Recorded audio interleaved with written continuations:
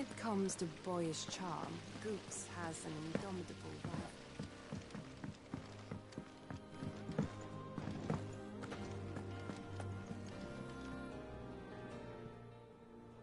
How may I help you today, Clive? Your benefactors are a generous lot. Best of luck out there, Sid. Clive, did you get my letter? That's why I'm here. Shh. Otto won't be listening. Is this better? A little. Listen, I've some bad news. It turns out the hideaway may be slightly behind in its payment to certain lenders, and it may be my fault. But I swear to the goddess, I thought I had the numbers square. Sadly, that square turned out to be more of a circle. 0, you might say. I can straighten it out, I swear, but it's going to take some time, and I'm going to need help keeping it from Otto. Bit late for that, I'd say. There you are! What a surprise! So let me get this straight. You forget to pay our lenders what they're due, and instead of coming straight to me, you get Clive to come to you. And I hope he'll dig you out of the hole you've dug for yourself. Clive, the man in charge of the place you've been cheerfully trying to bankrupt. And you thought this was a cunning plan. Why? Well, who needs paying?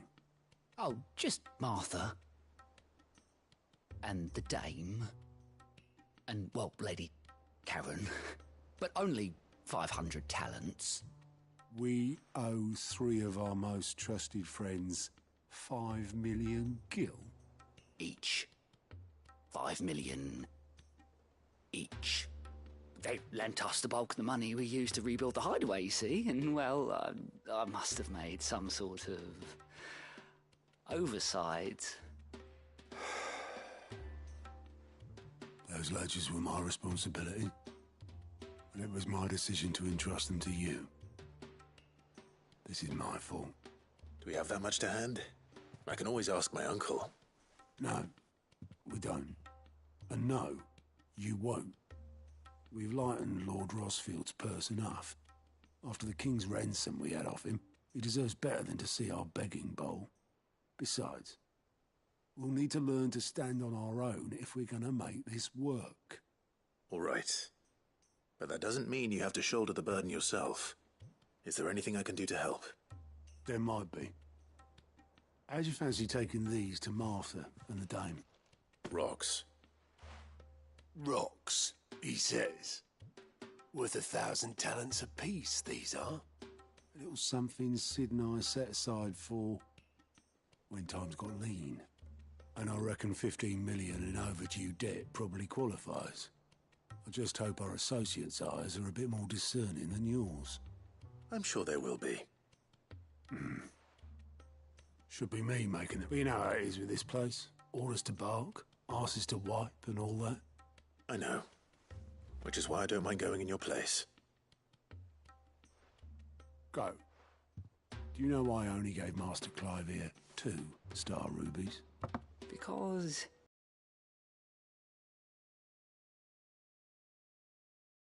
me?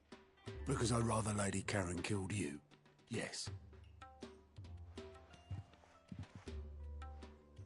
Well, I suppose this is goodbye then. Don't worry. I'm sure Karen will understand.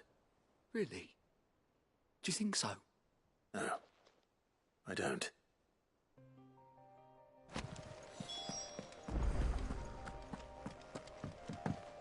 Mid told me she was building a ship. That's a ship. Let's sail it round the lake.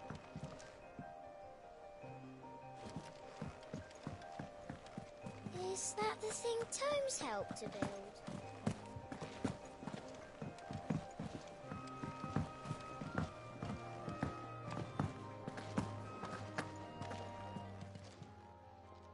I got your note. You think something's wrong with Torgal? So you can read. Congratulations. But I didn't say I were wrong with him. I said something weren't right. He's not been eating me treats. He used to love cracking the bones from Molly's boiled brown, but now he won't so much as look at them. Didn't like him. Which is why I'm of a mind that his mind's on something else. You've not been working him too hard, have you? No harder than usual. Is that it, boy? Do you need a rest? What was it you said he was? A frost wolf? That's what the lawsman seems to think. Then maybe this all has something to do with whatever it is that's woken inside him. I suppose things have been different since Rosalith. Perhaps Hippocrates knows something. Instead of everything, you mean? Perhaps.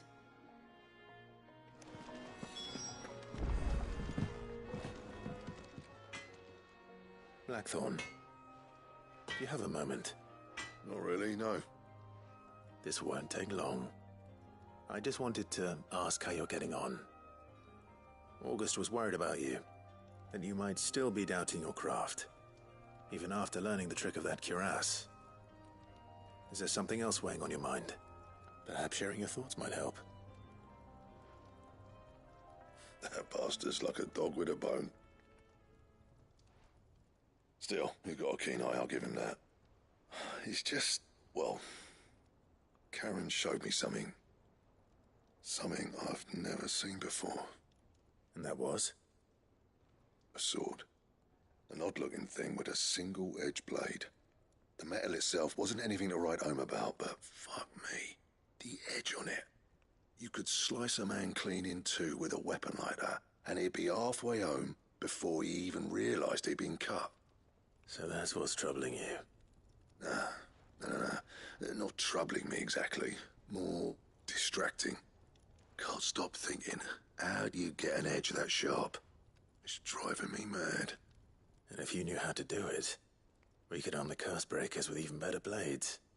That's about the size of it, yeah. I'll see what I can find out. Sharper swords are always welcome. And we can't have our master blacksmith being distracted. You're a soft touch, you know that. But I can't say I'm not grateful for it. Good luck, eh? Thank you. Let's see what Karen knows about this sword.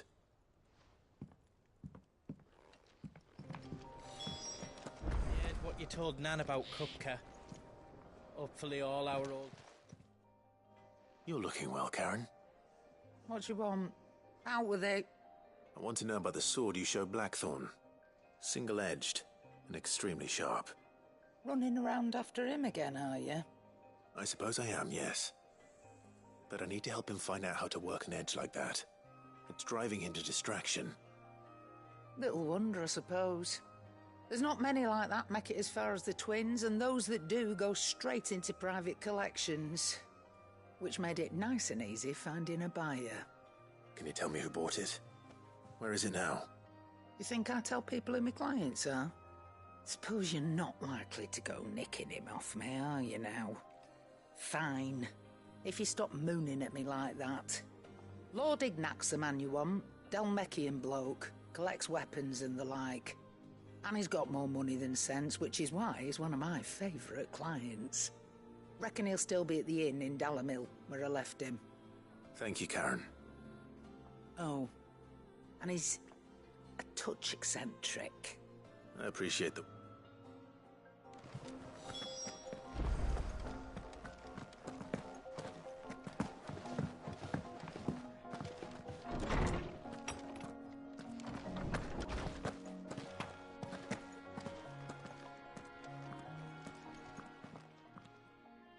Lawsman, I need to ask you about Torgal. Something's not right with him. He isn't ill, is he? I don't think so. But according to Lady Karen, he seems to have lost his appetite, which is certainly a new development. She says he's hardly been touching his bones of late, and she believes it may have something to do with what happened at Rosalith Castle. I rather think she might be right, though not about his appetite.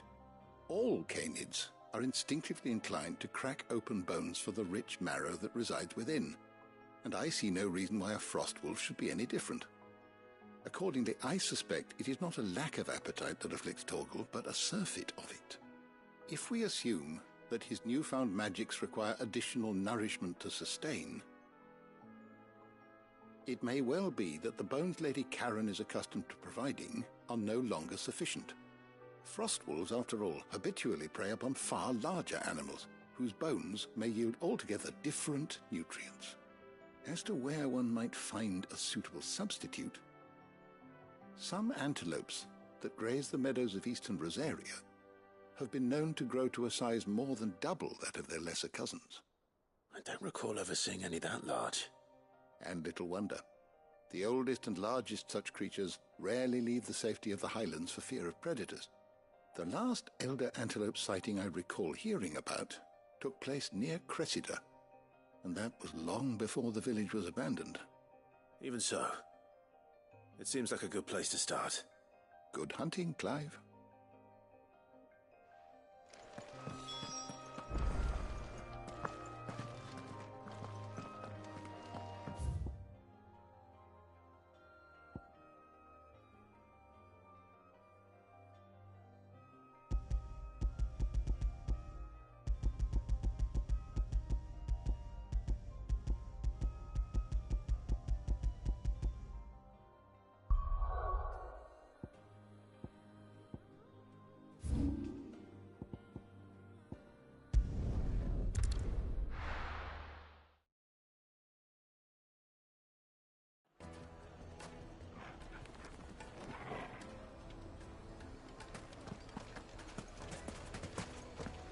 People take notice of wealthy men.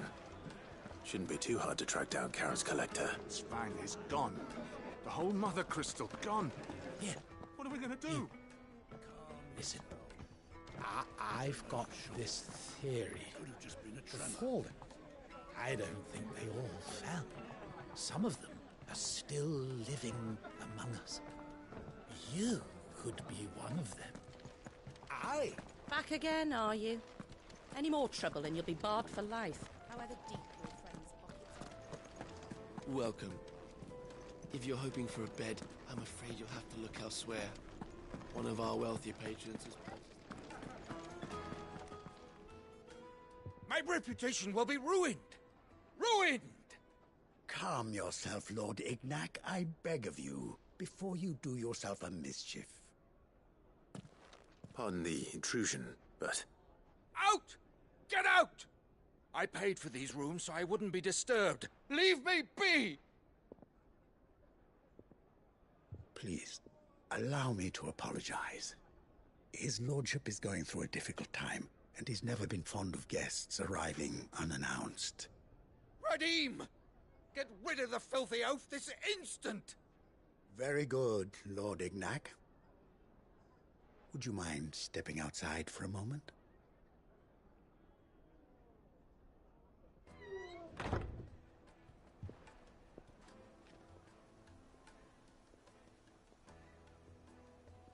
I'm sorry if I've caused you any trouble.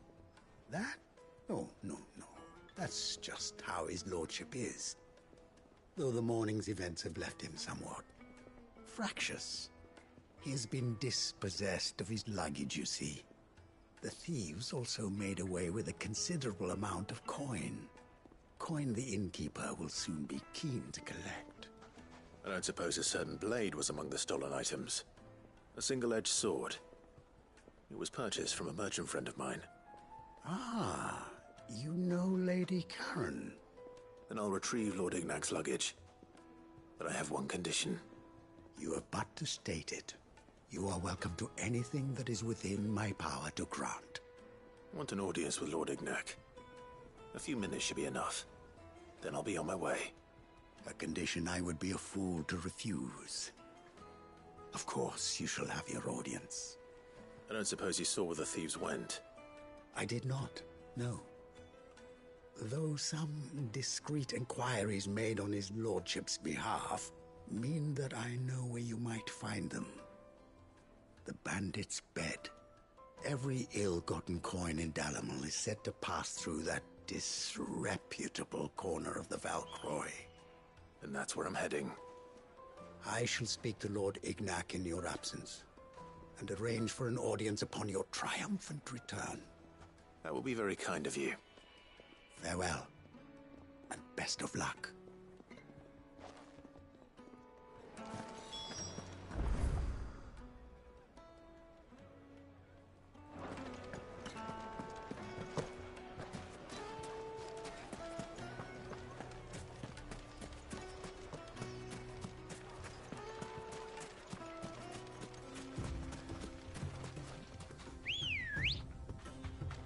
Good girl.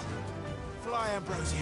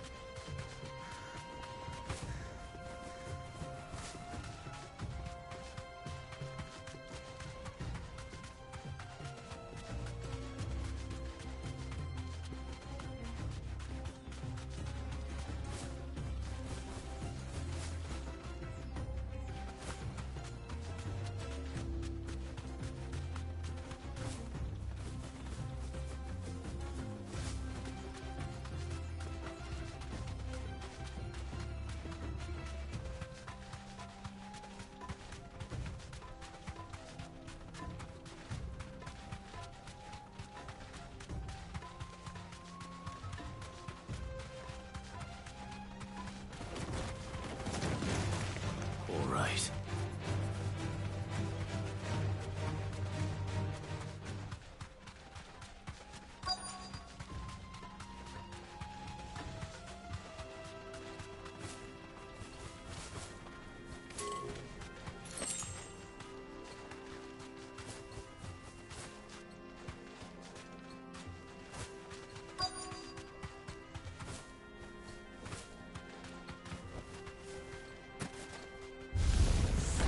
We've got company! Come on, lads, let's tear the bastard's head off! I'm sick of it!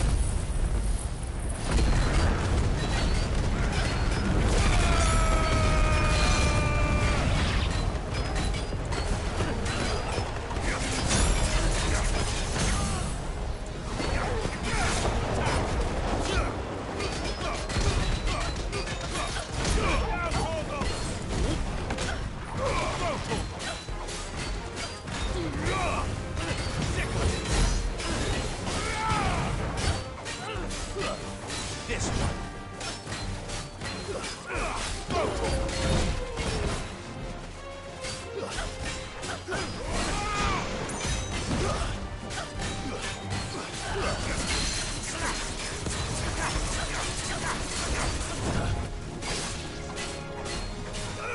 Over here.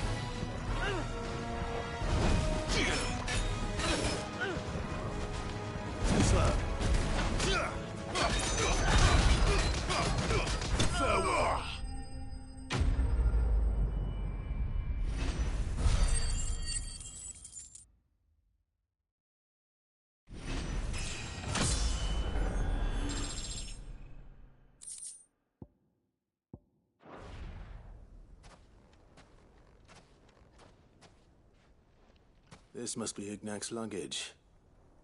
Nothing seems to be damaged. All right. Let's get it back to Delamil.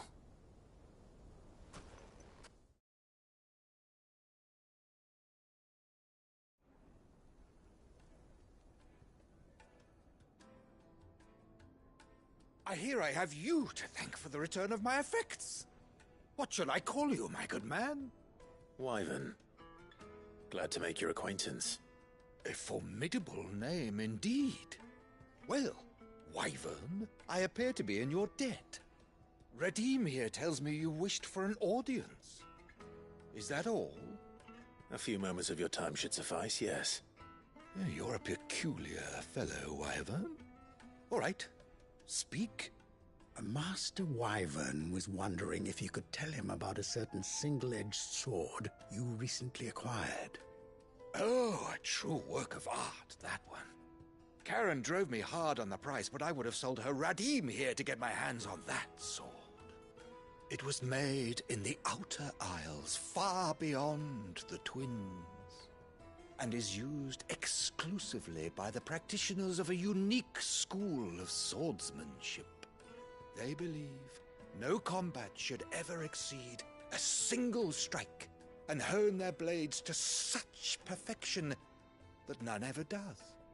Each sword is made for that one perfect stroke, and for that stroke only. They crack upon a second blow. There's a brutal sort of beauty to it, really. But how do they hone such an edge? Fine question. Why, they use a whetstone, of course. Whetstones, rather.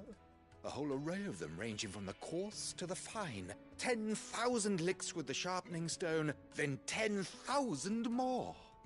But it is the final stone which lends the blade its legendary sharpness. A mineral quite foreign to this great realm of ours. And that is the key. The secret ingredient. Wyvern, it occurs to me that my little lecture is hardly equal to services rendered. Take this, together with my regards. The very stone of which I spoke, far rarer among collectors than even the blade itself, and a far more fitting payment. Thank you. Pardon the intrusion, my lordship.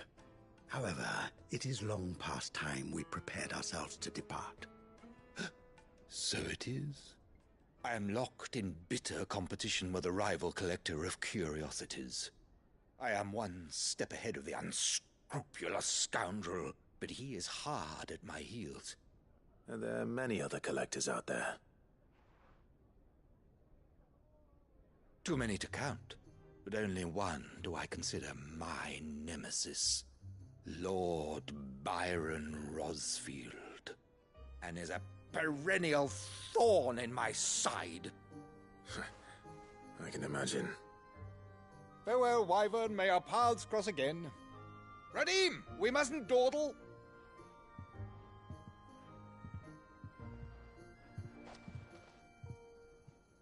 I think his lordship is rather taken with you, Master Wyvern. Coming, my lordship. I'll be right there.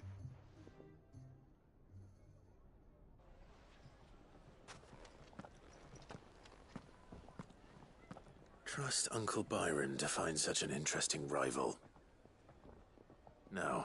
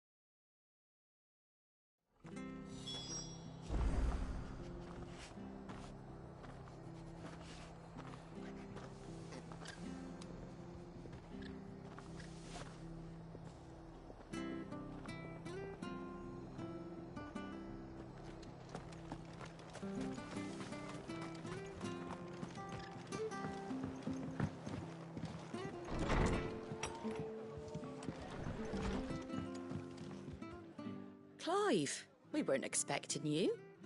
I wasn't expecting to be here, but it seems we still owe you a considerable amount of coin for your help with our rebuilding efforts. And though I doubt it's what you were expecting, we were hoping you'd take this as payment.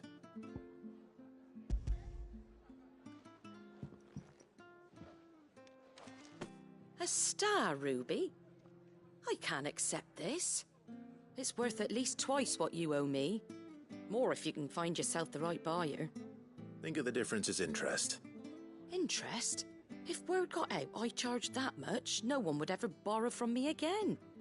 Anyway, why are you the one here asking me about this? I'd have expected Otto. Bit much sending the Lord Marquis out to settle your debts, isn't it? The old goat working himself to death again? Something like that. Most days I think he's the only reason the hideaway's still standing. Same as always, eh? Back when the place was nothing but a twinkle in the eye of a recently retired Lord Commander, word is he was the first one Sid reached out to. Probably knew that without his strong arm and level head, the idea would never get off the ground. Sid may have been the face of the hideaway, but Otto's always been the backbone. And when Sid passed away, we were all worried that would be the end of it. That Otto would just give up. His death was hard on everyone. But it must have hit Otto hardest of all. But he didn't give up, did he? Quite the opposite, in fact. If I recall, he was the one who nominated you as Sid's replacement, and rallied the rest around you.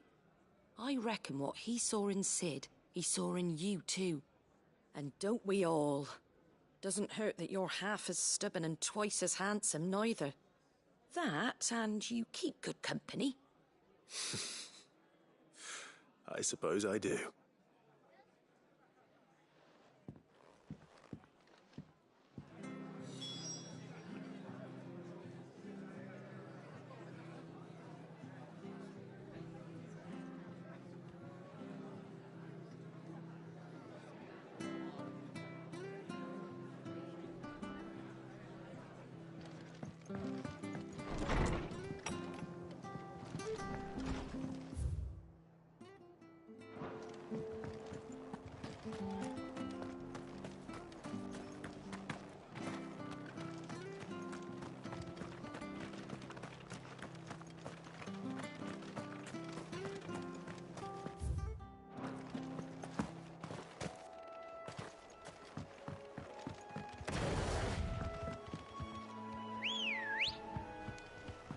Come on.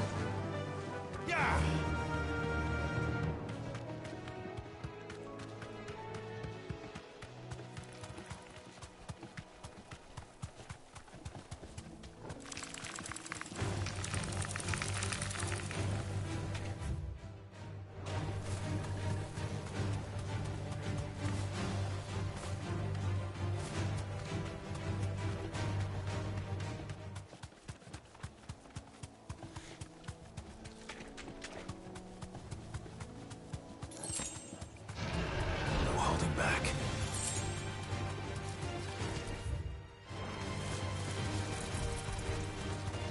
Certainly quiet.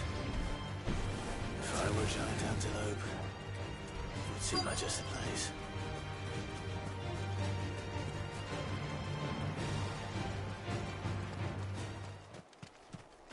I doubt we'll find one bigger than that. You hungry, Torgal?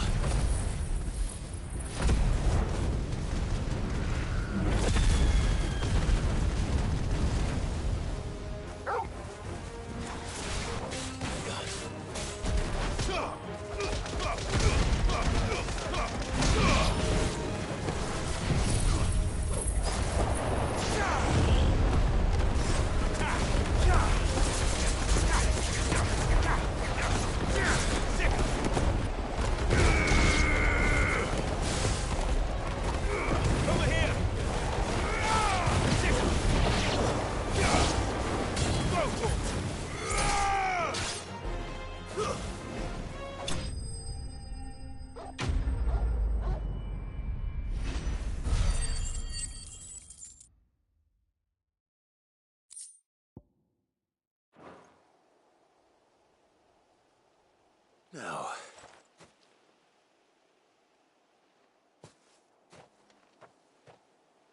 will it be enough, I wonder?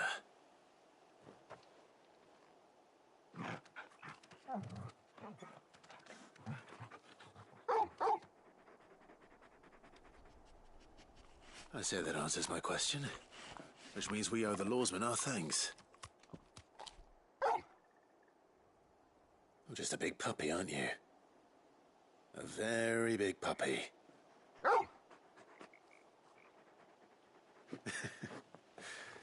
You do know you can take that with you, Torgal. Lady Karen will be relieved to hear you've got your appetite back. Come on, boy.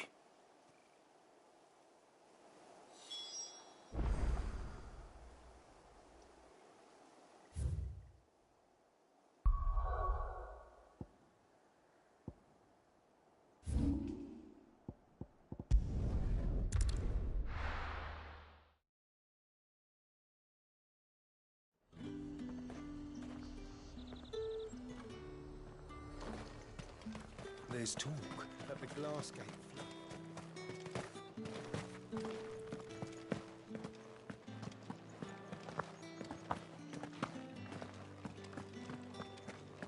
Did you hear? The gates to heaven. I want to see you. What am I going to do without sweet water and oil of talc? Milady, I come bearing gifts. Gifts? Whatever is the occasion.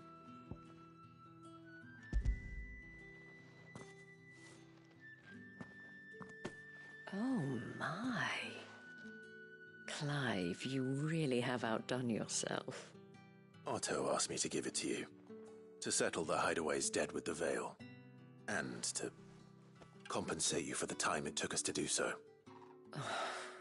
You disappoint me, Clive. I thought you might finally be warming to me. Tell Otto he can keep his baubles. I tried to tell him as much the first time around. The man owes me nothing, nor does the Hideaway. My contribution to the restoration effort was made freely and willingly. It was the least I could do. You once told me Sid did you a kindness. I'd like to do the same. Please, accept it. For my sake. And for Otto's. For all of us. For all you've done. It is rather fetching, isn't it? Very well. Otto is lucky to have you, Clive. I doubt anything could ever replace his son. But you and the others at the Hideaway are the closest thing he has to family. Otto had a son. Long ago, yes. Sid told me Otto lost him when he was just a boy, and blamed himself for not being able to stop it. I don't know how it happened, whether there was anything he could have done, but it was clear that it weighed heavily on him. I didn't know. How could you have? I doubt anyone did. Besides Sid, I've never met a man more keen to bear his sorrows in stoic silence. An ill habit, given that both have always been surrounded by friends desperate to help them. I'm beginning to see that.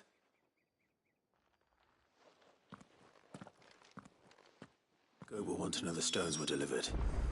If he's still with us.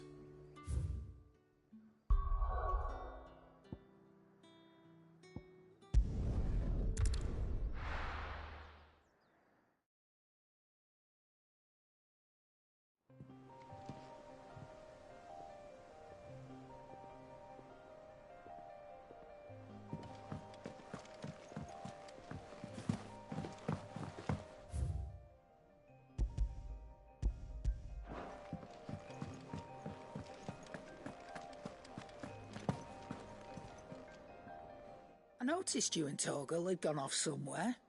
Take him for a walk, did you? You could say that.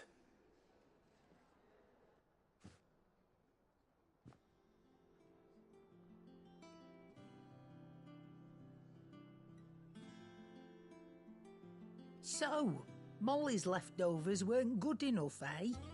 That'll teach me for treating you like you're still a pup. All right, no need to shout. Now we know what you're after, I can see about getting some in. Speaking of which, I brought one for later. Can I leave it with you?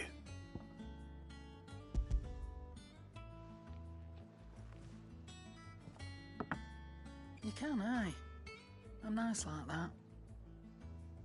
In return, you can thank Tomes for me. The bloody know-it-all. I was just on my way to see him.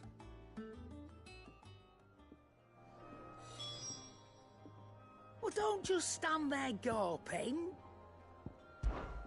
If you're gonna buy something, be quick about it.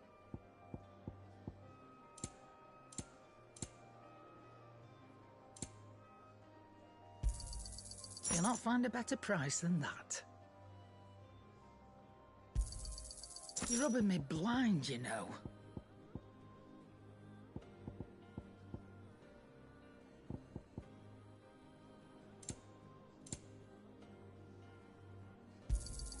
It'd better all be here. You're rubbing me blind, you know.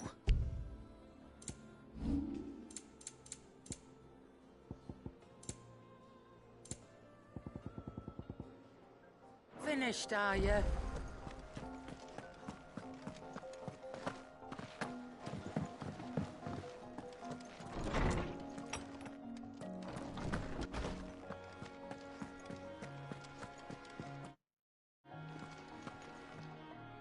Ah, Clive.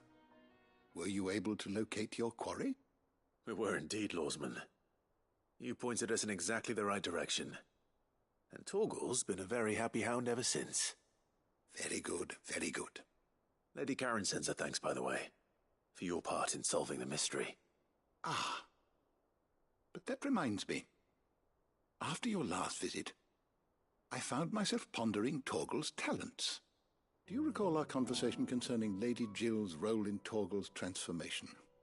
About how she somehow woke the power within him. Precisely that. A reasonable conclusion, I thought, but one which raised certain questions in my mind. You see, the Fenrir of legend served Shiva and Shiva alone, and while the powers attributed to him are certainly impressive, the records imply they are somewhat different in nature to those you described Torgal as having used. What are you suggesting? That Torgal may be the beneficiary of more than one icon's power. Consider that in addition to Lady Jill, he has served as a loyal companion to you, your brother, and even the late Cid. In short, the icons hitherto near at hand, or should I say at paw, have been diverse and plenty, and that number has only grown as the realm's dominance have fallen to your sword. One can but speculate as to how all of this has affected Torgal. He has seemed more fierce of late. And if I am not mistaken, he will grow fiercer still. We are fortunate indeed to be able to count him amongst our allies and not our adversaries. Oh, he's more than an ally. He's a friend.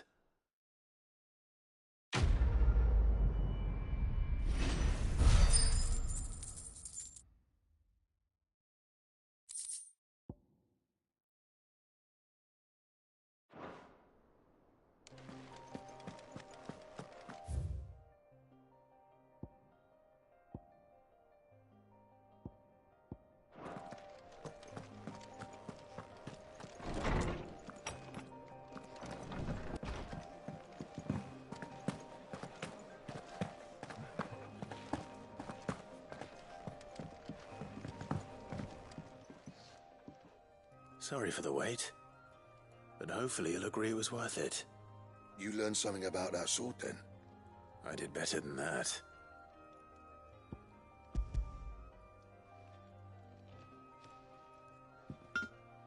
A whetstone? Yes, but not one you'll find anywhere in Valisthea.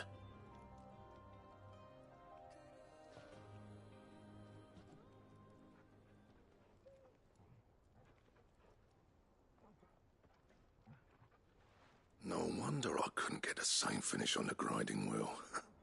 One hit and all done, eh? Might not be so bad if all you ever fought were duels.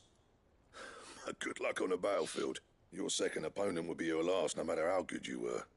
Even so, is there some way it could be used to give the Cursebreakers an edge? I think so, yeah. With this whetstone and the right kind of steel. I could probably even make a twin of the blade that rattled me. But there'd be no replacing this little rock once I worn it down to a sliver. I reckon we get a dozen swords from it, if that. Swords that the curse breakers wouldn't know how to wield properly, and that would see them through a single fire piece. Nah, no point trying to copy that thing. Be about as much use as a wax anvil. But finishing our blades with a whetstone this fine, now that's something to consider. And what's finer than fallen masonry, eh? Or more hard-wearing, for that matter. Just imagine it. Good Valisthian steel with an edge as sharp as any found in the Outer Isles. I won't make a copy, nah. I'll make something much better. I'm sure the curse breakers will be delighted. Just don't push yourself too hard. Don't you worry about me, sunshine. I've been working day and night since I was half your age, and I'll still be here when you're long gone. Hey, thanks, Clive. I mean it. I owe you one, August too. It's good to know someone's looking out for me. He'll be happy to hear you said that. And I'll see that my debt to you's paid. First new blade I make's got your name on it. You come and find me when you've got the materials. All right. I will.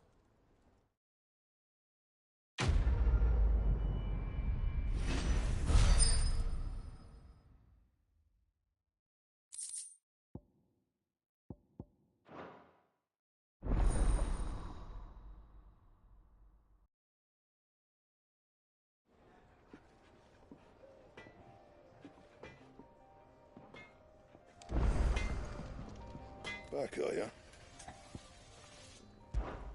What do you want?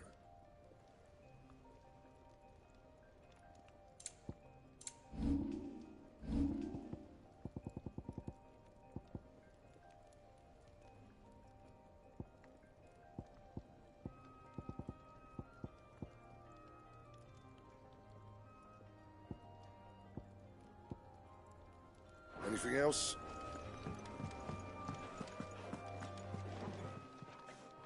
And what can I do for you?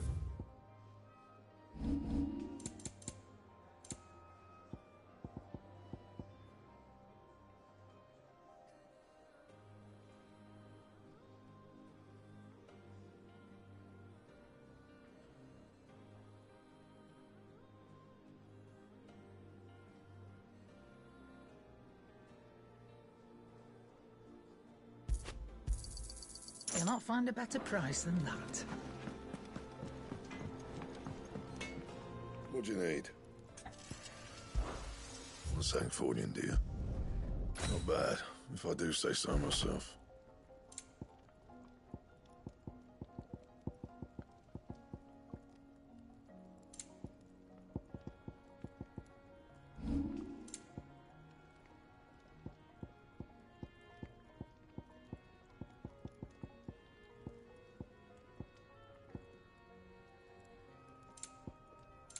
Anything else?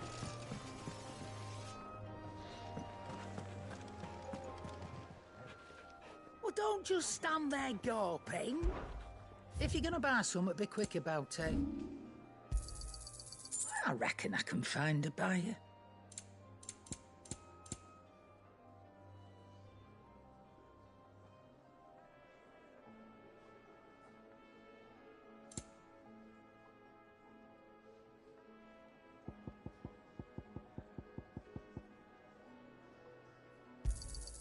You got out else? I'll be thankful you got that much.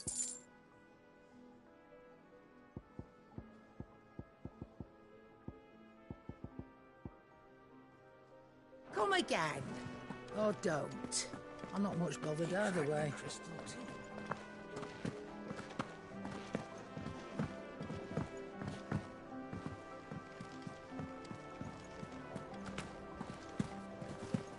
Is that the thing Tomes helped to build? Mid told me she was building a ship.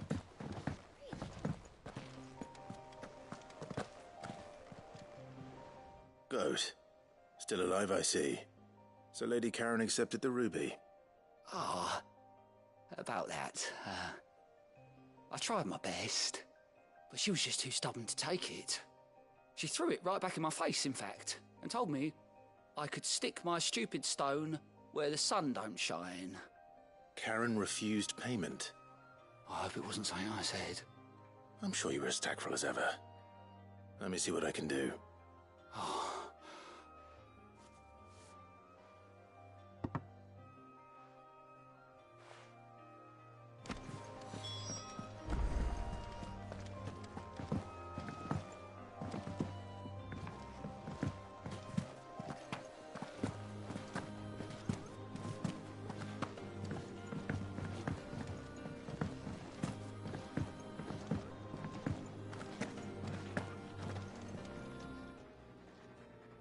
Lady Karen, Goad tells me you weren't happy with our offer. Would you prefer the debt was repaid in coin? What debt? I don't recall lending any of you lot me hard-earned gil. I may have tossed a talent or two in the Hideaway's coffers, but those were donations, and you can hardly call it charity if you go asking for it back. Of course not. But one good turn deserves another, and our circumstances have changed. Surely you wouldn't shun the gratitude of a pauper who happened to have become a prince. Oh, so you're a prince now, are you? Fine.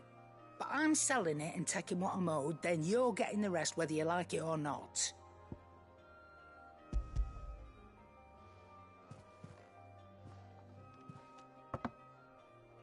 Where'd you even get this?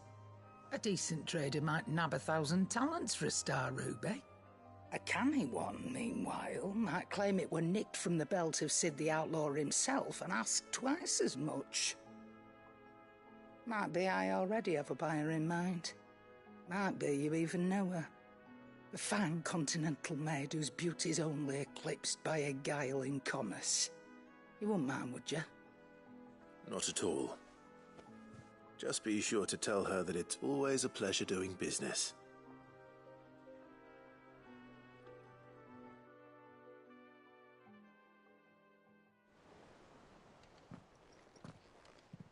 I hear you ended up delivering all 3 stones. Thanks to this lump. I sometimes wonder what I pay you for. Speaking of which, I still haven't been paid last month's wages. Oh, so you remember what's owed to you then? Get your ass behind that disc of yours and don't get up before those ledgers are square. Right away.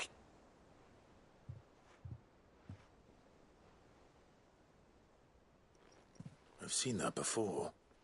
You have, yeah. Plenty of times.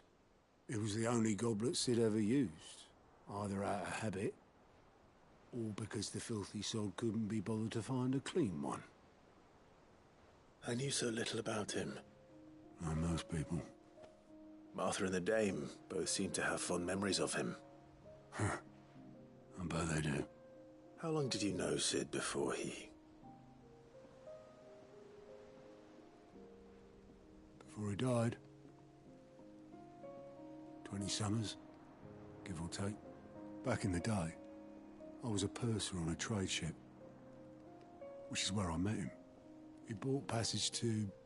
I forget where.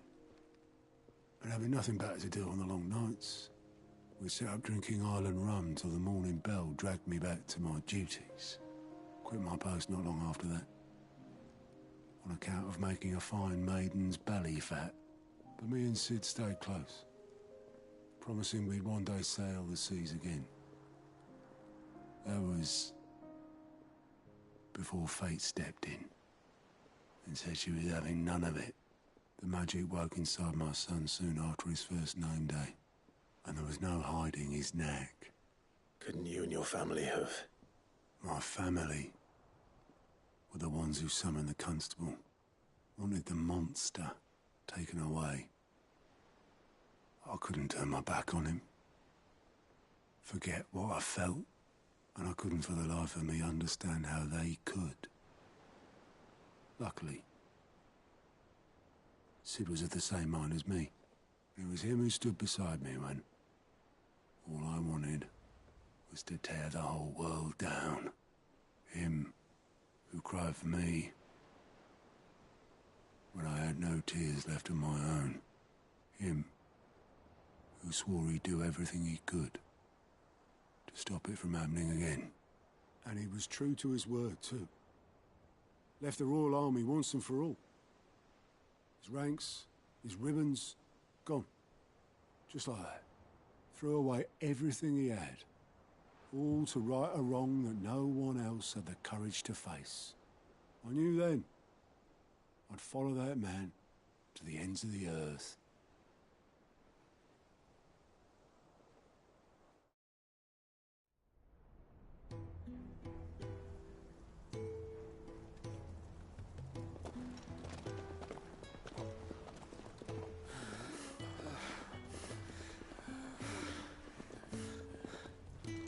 He was always too clever for his own good, was Sid.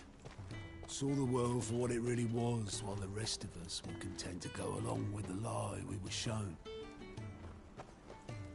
And it can't have been easy, bearing that burden alone.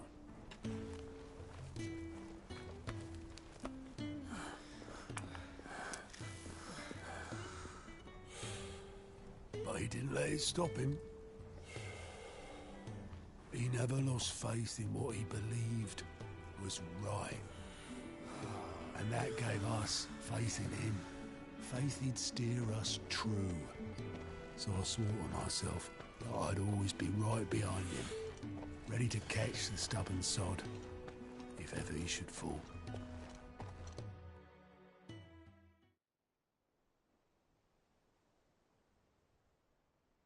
But I couldn't even do that.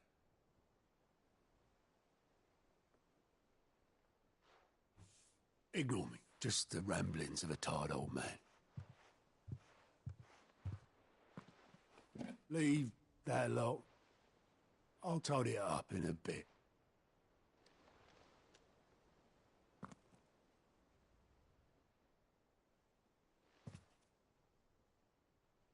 This is Sid's handwriting.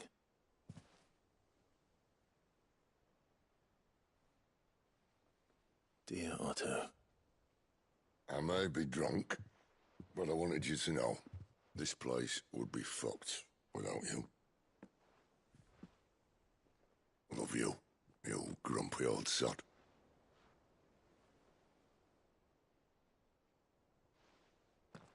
This note. Hmm? What about it? Sid was right. Without you, we'd all be lost.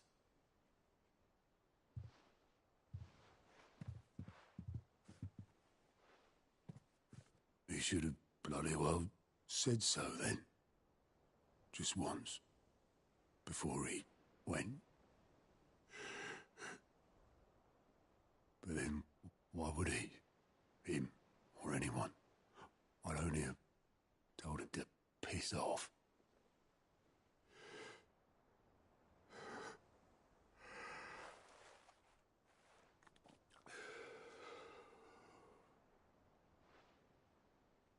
You're wrong, though.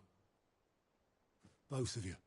It was never just me keeping the hideaway afloat. It was all of us. I just shoved people in the right direction. I barely seem to be able to do that anymore.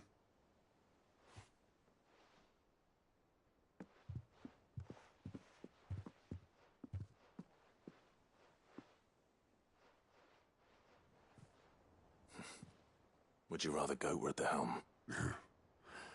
Well, maybe I've got a few more years left in me. I'm going to hold you to that, Otto. Before you go, Sid would have wanted you to have this. But that's... This'll do me just fine.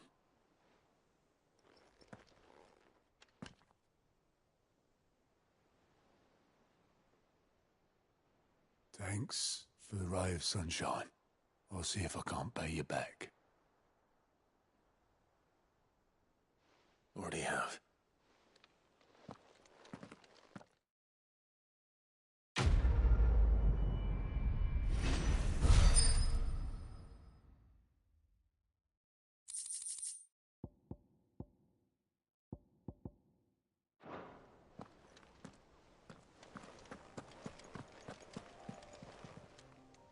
Welcome to the Patron's Whisper.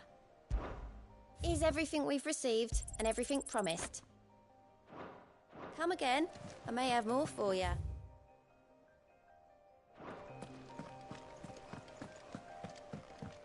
Mid told me she was building a ship. Really? Is that the thing Tomes helped to build?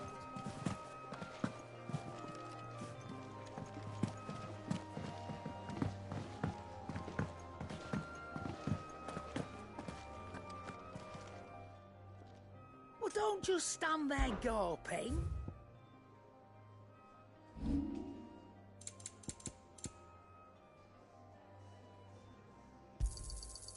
I reckon I can find a buyer. I'll be thankful you got that much.